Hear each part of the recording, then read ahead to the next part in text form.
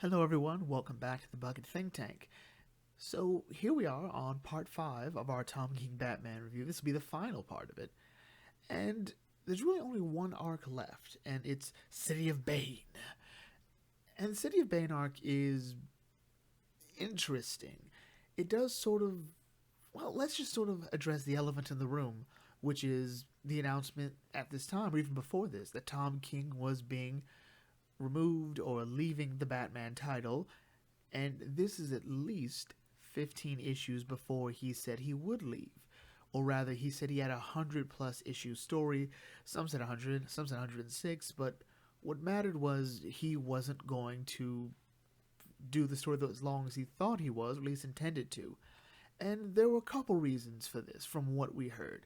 Some said that DC was going in a different direction than Tom King wanted, or at the very least, that what Tom King had planned was not in line with what DC wanted going forward, and we know there's a crisis event coming, which will be usually leading to a reboot, a bunch of number ones presumably, and of course, shortly after the announcement of this, not even shortly, a couple months later, we found out about the 5G initiative, which would be the new timeline coming in, and characters like Batman, Superman, and Wonder Woman being replaced by newer, younger characters. We don't quite know if that's what led to it. Also, there were problems with the sales, namely that Batman, which is a pretty mainstay book for Batman for DC, was underperforming. It was not doing what it usually does. Usually, a Batman book, the main Batman book, occupies the number one spot for sales for the month. At at one point overall, it was going down to like fourth, losing to Immortal Hulk. Granted, Immortal Hulk is a good story, but Batman should never be that low. So we never quite knew the exact reason. But we did know later on Tom King would be allowed to finish his Batman story in an upcoming story, Batman and Catwoman, which will be later this year. They didn't give like a quite set date. But anyway, with that in mind, we have to accept that King's story was 15 issues short at the least. So, how does this story handle it? Well, not that well.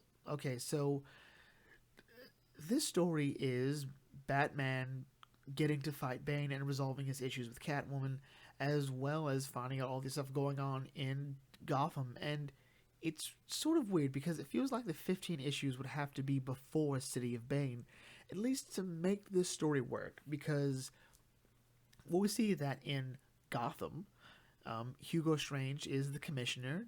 Gordon is somewhere. Presumably, Gordon is dealing with the events of the Batman Who Laughs, where he becomes Jokerized. And at the same time, the Doom signal appears in the sky, meaning Batman is also battling Perpetua and Apex Lex, while also heading towards the Memory of the Mountain and rekindling his relationship with Catwoman. And Alfred himself is being held hostage by Bane and Flashpoint Batman, who has sort of taken over the role of Batman with Gotham Girl as his Robin. And there's some good moments to this story.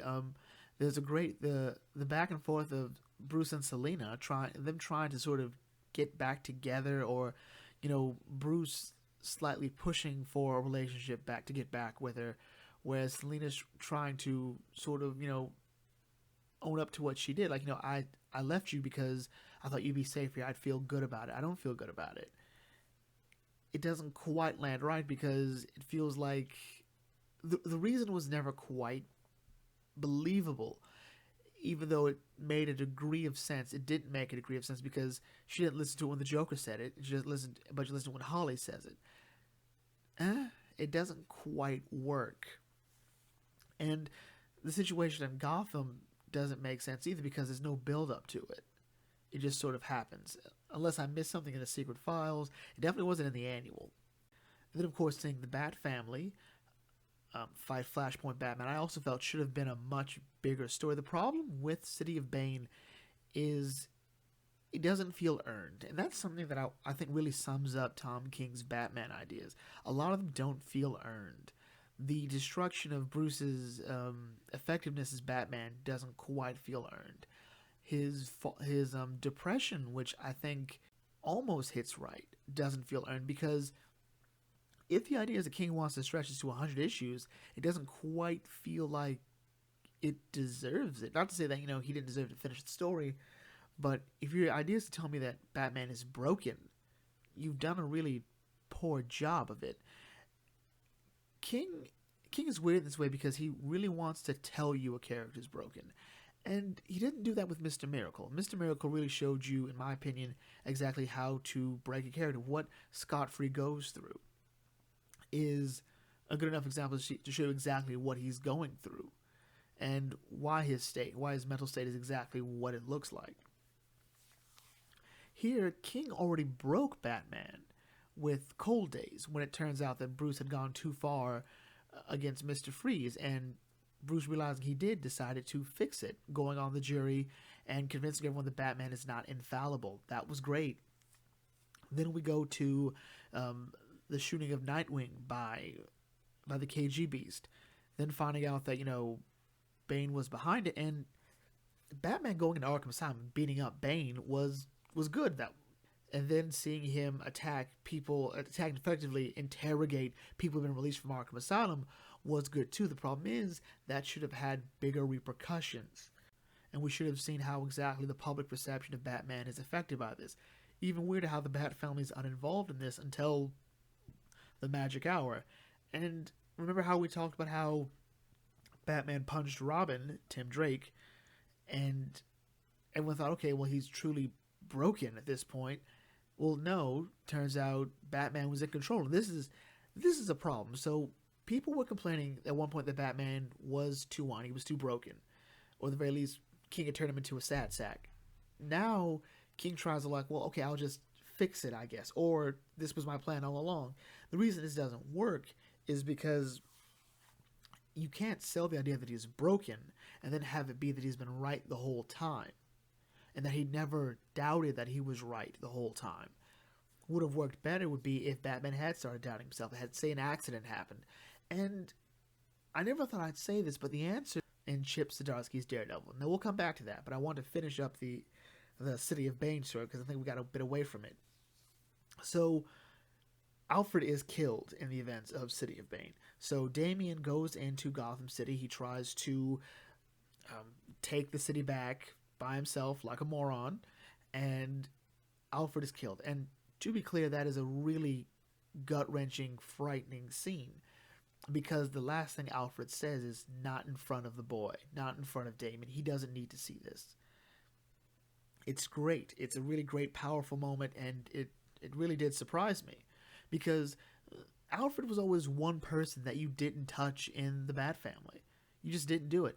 And we've recently got news that King wasn't 100% sold on killing off Alfred. In his mind, he wanted to leave it sort of ambiguous. Or that, Alfred would be dead, but he'd be back really quick. Lazarus Pit. Or pick your DC Deus Ex, There's a couple of them. And for the longest time, Batman didn't know. We thought he did. You'd have to really pay attention to it. Maybe I was just stupid when I read it. Batman is implying that Alfred is giving off a constant signal that he's all right and that he's escaped.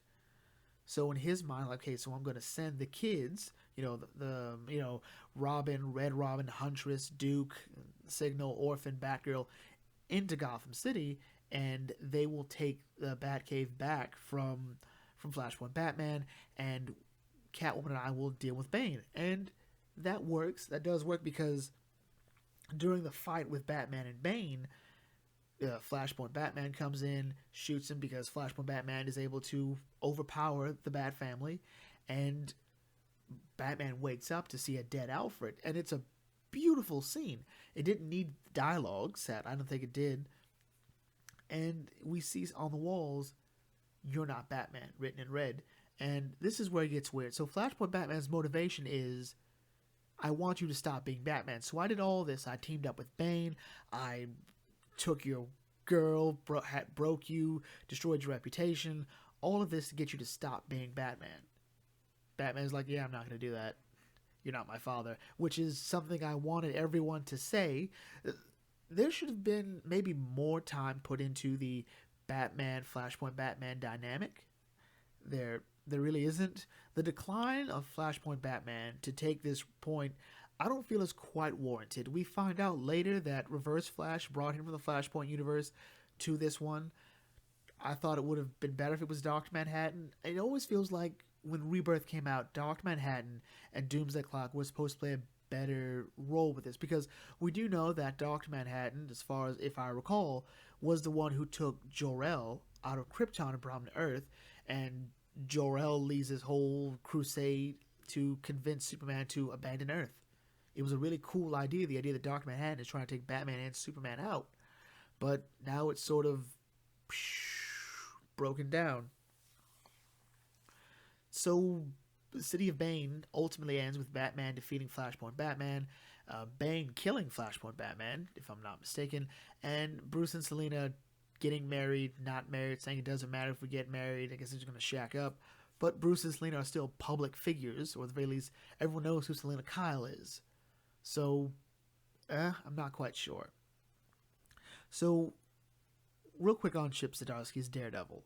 So, Daredevil recently, well, not recently, but he got hit by a bus. And he's been trying to recover, get back on his feet, and he's not quite there yet. Zdarsky's Daredevil really does sort of take the route of breaking Matt Murdock, breaking his effectiveness, breaking how he views himself. Daredevil, or Matt Murdock, doesn't feel like he can be Daredevil. He actually gives up being Daredevil. And there was a really great moment when Daredevil kills someone. And the Defenders and Spider-Man come and say, look, as of right now, you're done.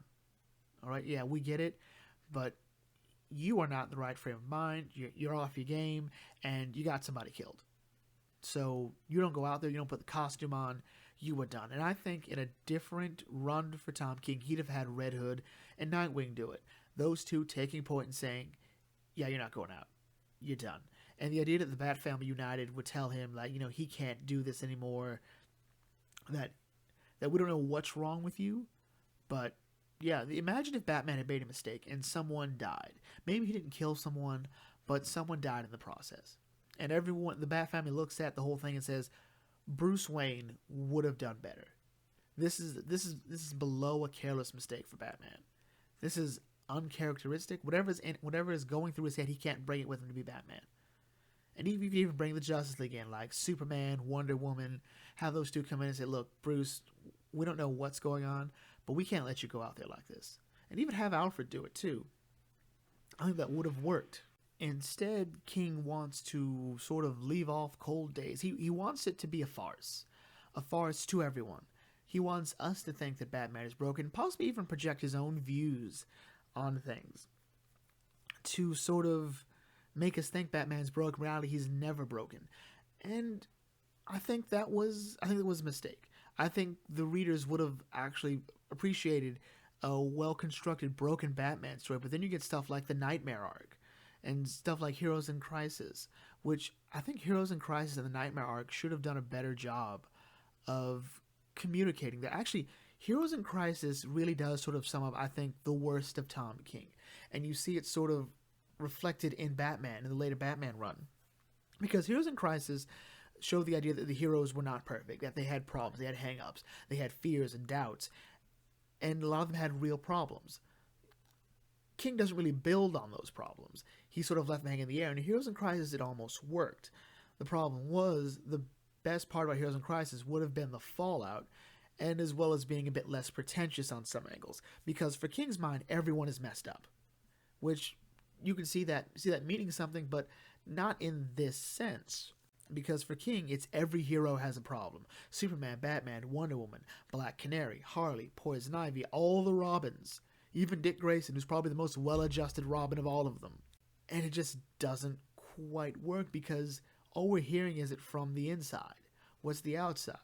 What's the outside perception of people's opinion of Batman after the Cold Days story? What's their opinion of him having attacked, people being released legitimately from Arkham Asylum?